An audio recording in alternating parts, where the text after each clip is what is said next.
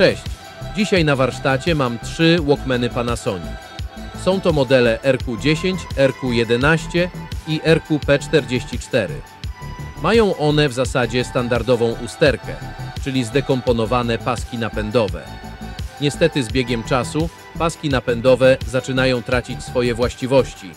Guma, z której są wykonane, zamienia się z lepką maź, więc sama wymiana pasków to za mało.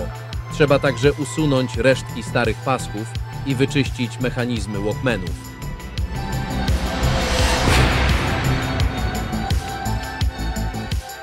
Paski napędowe zamówiłem na eBayu. Po niecałych 2 tygodniach od zamówienia były już u mnie. Przesyłka jest porządnie zabezpieczona. Każdy pasek napędowy jest osobno spakowany, zabezpieczony przed uszkodzeniem sztywnym kartonem.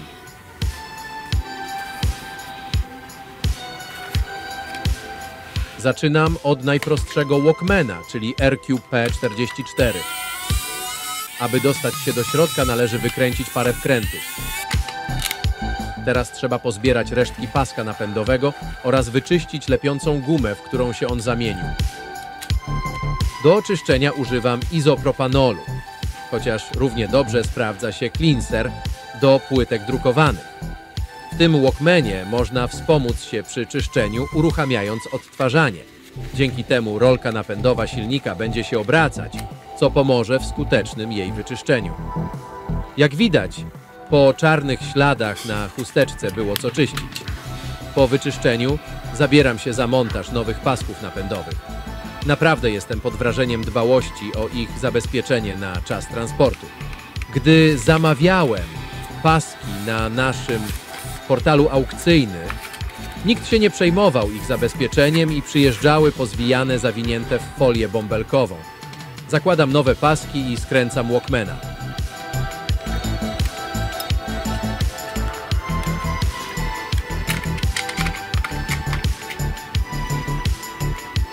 Jeszcze na koniec wart przeczyścić tor przesuwu taśmy, czyli głowicę, a zwłaszcza rolkę dociskową.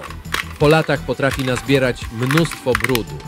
W tym przypadku także sprawdzi się izopropanol. Uruchamiam odtwarzanie i czyszczę chusteczką rolkę. Jak widać po stanie chusteczki, rolce należało się to czyszczenie i to tyle w przypadku tego Walkmana. Zapraszam do obejrzenia kolejnych części filmu, gdzie zajmę się Walkmanami Panasonic RQ10 i RQ11. Dzięki za oglądanie. Cześć!